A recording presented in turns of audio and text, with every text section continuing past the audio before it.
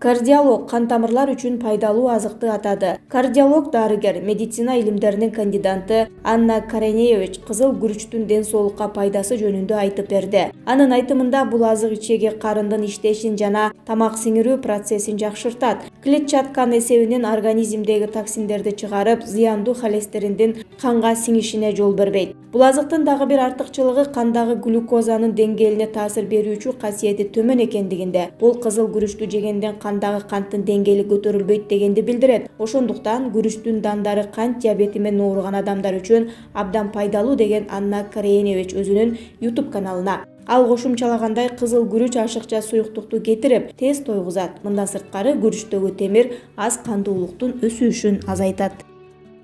Сасык тумоону үй шартында кантип дарылайбыз? Суук башталганда эле адамдардын көпчүлүгү сасык тумоо оорусу менен ооруй баштайт. Ата-энелер бул учурда балдарын оорутуп албаш үчүн ар түрдүү ырым-жырымдарды, ыкмаларды колдонууга өтөт эмеспи? Элдин баары ооруй баштады дегенин уккан апаларыбыз ар түрдүү ыкмалар менен оорунун алдын алууга өтөт. Үй шартында сасык тумоону кантип алдын алса болот? Же сасык тумоодон сактанган 5 жолун заманбап лайфхак деп аталган термин менен тизмектеп көрөлү. Арча менен аластоо. Үйдө бирөө чүчкүрүп бышкырып калды дегичи апалар биринчи кезекте арчаны күйгүзүп бөлмөлөрдү түтөтүп чыгат. Мындан сырткары үйдөгү ар бир кишиге анын түтүнүн жыттатат. Бул бөлмөдөгү бактерияларды өлтүрүүгө жардам берери айтылат. Сарымсакты колдонуу. Сарымсак сасык тумоонун алдын алууда пайдалуу азыктардын бири деген энелер аны тамакка туурап кошуп, чийкилей да нан менен кошуп беришет. Мындан сырткары балдарын оорутуп албоо максатында күн сууктап баштаганда эле аны арчып, шуру сымал жипке тизип, балдардын мойнуна илип коет. Болбосо жаткан жаздыгын алына коюп койсо да оорунун алдын алуу деп айтышат. Үйдүн ичин желдетүү. Үйлөрдү бир сыйра шамалдаталы, эшикке чыгып ойноп, таза абадан дем алгыла деп балдарын эшикке чыгарып коет. Илгери биз суукта жылаңайлак, жылаң баш ойноп эле ооручу эмеспиз деген чоң энелер суукка чыдамдуу балдар көп оорубайт деп коюшат. Пияздын жардамы. Үй шартында сасык тумоонун алдын алууда пияздагы жакшы жардам берери айтылып келет. Пиязды арчып, туурап бөлмөлөргө коюп коюу же болбосо аны тез-тездеп жеп туруу оорудан оолак болуунун бир жолу. Малина кыямы. Малина кыямы бал кошулган чайды тез-тезден ичип туруу үй шартында гана эмес, дарыгерлер тарабынан да сунушталып жүрөт. Мындан сырткары мандарин, апельсин өңдүү цитрус жемиштерин жеп туруу да сасык тумоонун алдын аларын көп айтышат. Сасык тумоодон кантип сактанса болот? Лабораториялык изилдөөлөргө ылайык Кыргызстанда сасык тумоонун жогорку чеги декабрь жана январь айларынын аягында болот. Бул тууралуу Саламаттыкты сактоо министрлигинин оорулардын алдын алуу жана мамлекеттик санитардык эпидемиологиялык көзөмөл департаментинин басма сөз кызматы билдирет. Грипп суук мезгилде башталат. Себеби сасык тумоонун вирусу аба ырайынын кескин өзгөрүүсүнө туруштук берет. Мындан тышкары адамдын вирустук оорулардан коргонуу жөндөмү суук мезгилде начарлайт. Эгерде класстагы же балдардын тобундагы бир окуучу ооруп калса, ал бир нече балага жугушу мүмкүн. Бул оорунун кескин өсүшүнө алып келиши мүмкүн деп билдиришет департаменттен. Адистер сасык тумоого каршы профилактикалык эмдөө мамлекеттик уюмдардан тышкары бардык региондордогу жеке медициналык борборлордо жүргүзүлүп жатканын кошумчалашты. Сасык тумоодон кантип сактанса болот? Бейтаптарга көбүрөөк жатуу, сүт жашылча диетасы жана көп суюктук ичүү сунушталат. Илдетти жуктуруп алган учурда бет кап кийип жүрүү, коомдук жайларга барбоо сунушталат. Сасык тумоого каршы эмдөөдөн өтүүгө үлгүрбөгөндөр организмдин табигый коргонуу күчү болгон иммунитетти көтөрүүсү керек. Жашылчаларды, мөмөлөрдү ит мурундан, кара карагаттан жана башка витаминдүү тундурмалардан көп колдонуусу кажет. Жеке гигиена сакталууга тийиш. Ар бир сейилдөөдөн келгенден кийин колуңузду самындап жууңуз. Жөтөлгөндө же чүчкүргөндө оозуңузду жана мурдуңузду салфетка менен бет арчы менен жабыңыз. Дезинфекциялоочу каражаттарды колдонуу менен нымдуу тазалоо иштерин жүргүзүү зарыл. Нерв системасын бир калыпка келтирип, иммунитетти кантип көтөрсө болот? Нерв системасын бир калыпка келтирип, иммунитетти бекемдөөчү сосундуктардын рецеби менен бөлүшөбүз.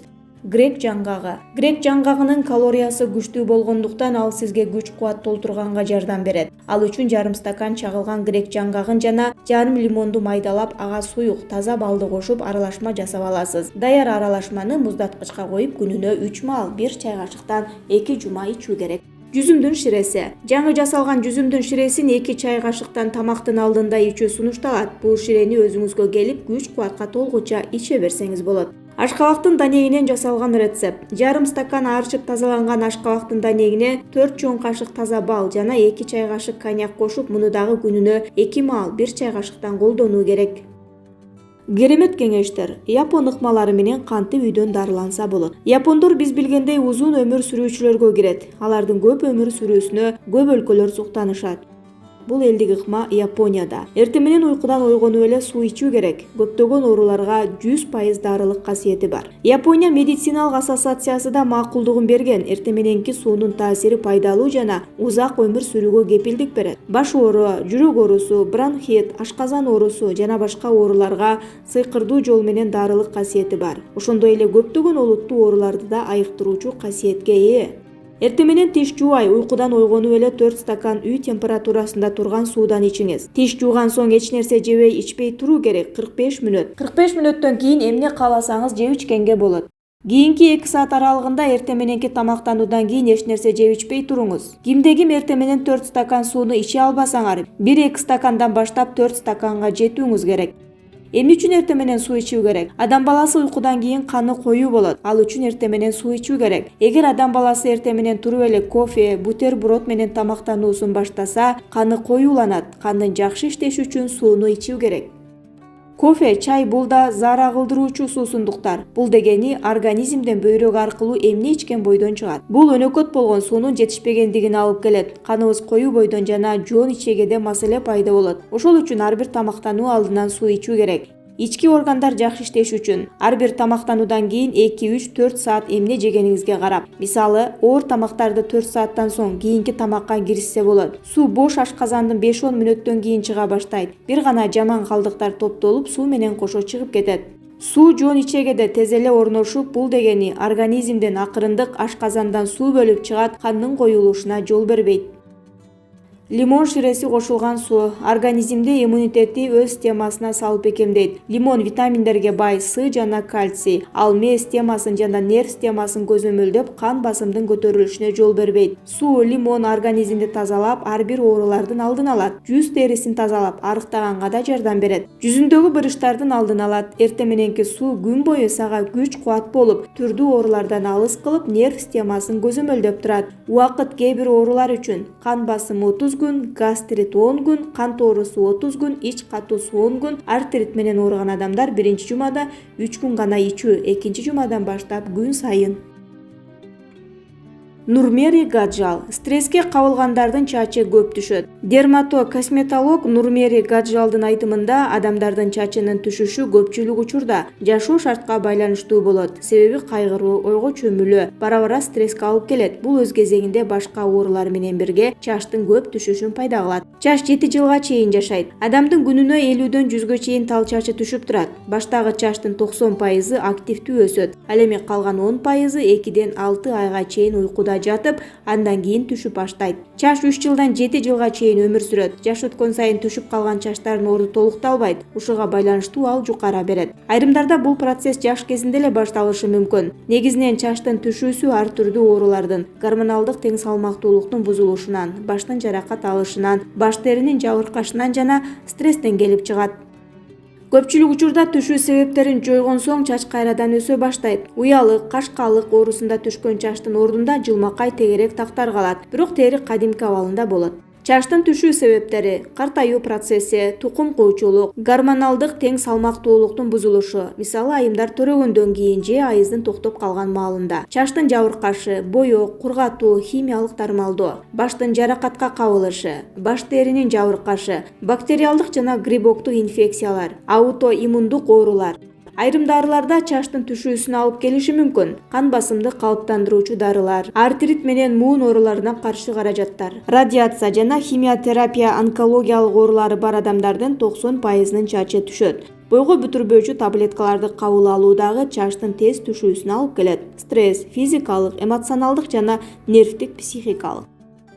Оорунун алгачкы белгилери: эркектердин жарым-жартылай таз болуусу, Чаштын өсүү сызыгы же чаштын түшүүсү алгач чыкыйдан тартып акырындык менен төбөгө жана андан ары желке тарапка жылат. Толук таз болуу. Баштын терисинде тал чач калбай толук түшүп калат. Локалдуу таз болуу. Кээ бир гана бөлүктүн чаштары түшөт. Чаштын суюлтуусу. Кээ бирде чаштын түшүүсү төрөттөн кийин хирургиялык операциядан же катуу оорудан кийин 3 ай өткөндө байкалат. Чаш түшкөндө дарыгерге кайрылуу сунушталат. Дарыгердин кеңеш: эгер чаштын түшүүсү тукум куучулукка же картаюуга байланыштуу болсо, аны токтотууга же алдын алууга дээрлик мүмкүн эмес. Чачыңызга кам көрүңүз, бальзам, кондиционер, кесек-тештүү тарак колдонуңуз. Ал эми колдон келишинче чачты боеодон, фен менен кургатуудан жана химиялык тармалдоодон качыңыз. Чаштын түшүүсүн токтотууга кепилдик бере турган каражаттар жок болсо да, миноксидал каражатын пайдаланып көрүүгө болот. Ал кардарлардын 1/3 бөлүгүнө жардам берет. Чаштын түшүүсүн алдын алуучу көптөгөн процедуралар бар. Эффективдүүсү плазмотерапия. Бул чаш түшүүнүн гана алдын албастан аны көркүнө чыгарып кулпуртат.